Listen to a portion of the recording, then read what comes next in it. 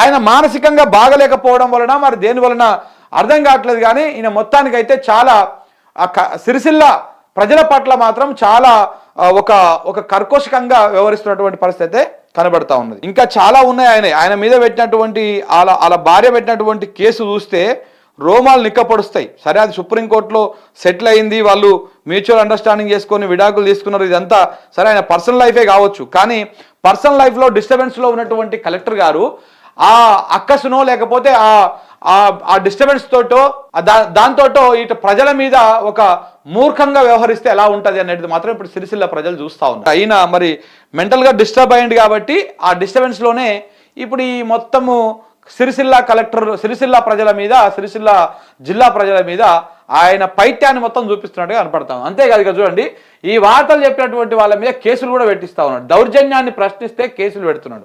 ఇగో నిన్న అది ఎత్తుకపోయారు. దాంతోపాటు నిన్న TS24 న్యూస్ తెలుగు ఉంది కదా, మన ఆకుల శ్రీనివాసరెడ్డిది.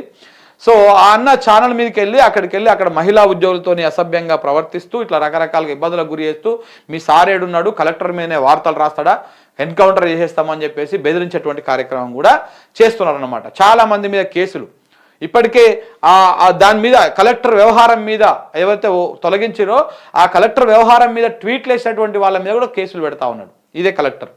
ఈయనకి పొద్దుగాలు లేస్తే మరి ఇదే పని ఉంటుంది, ట్విట్టర్లో ఓపెన్ చేసుకోవాలి, చూసుకోవాలి, ఎవడెవడు నా మీద ట్వీట్లు చేసిండు, ఎవడెవడు నా మీద మాట్లాడి అందరి మీద కేసులు పెట్టారు. ఎంతమంది పెడతావు? సందీప్ జా, రేవంత్ రెడ్డి అన్న చూసుకొని ఇది చూసుకొని ఇంకెంతమంది మీద కేసులు పెడతావు? పెట్టు చూద్దాము ఎంతమంది మీద పెడతారు. ఈ కేసులు పెడితే భయపడతారు, నువ్వు చేసేటువంటి దుర్మార్గాలు ప్రజా వ్యతిరేక విధానాలను ప్రశ్నించకుండా ఆపుతారు అనుకుంటే అది నీ అమాయకత్వం అవుతుంది.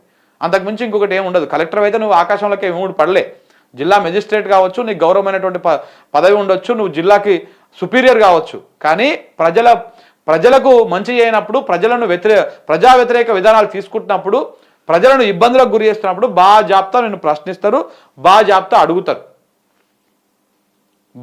అడుగుతారు. ఇందులో మేము చెప్పిన దాంట్లో ఏమైనా తప్పు ఉంటే నువ్వు 100% లీగల్గా ప్రొసీడ్ అవ్వచ్చు. అన్నీ నీ చరిత్రనే కదా, నీ గత చరిత్రనే కదా, ఇందులో కొత్తగా కల్పించేది చేసేది ఏమీ లేదు కదా.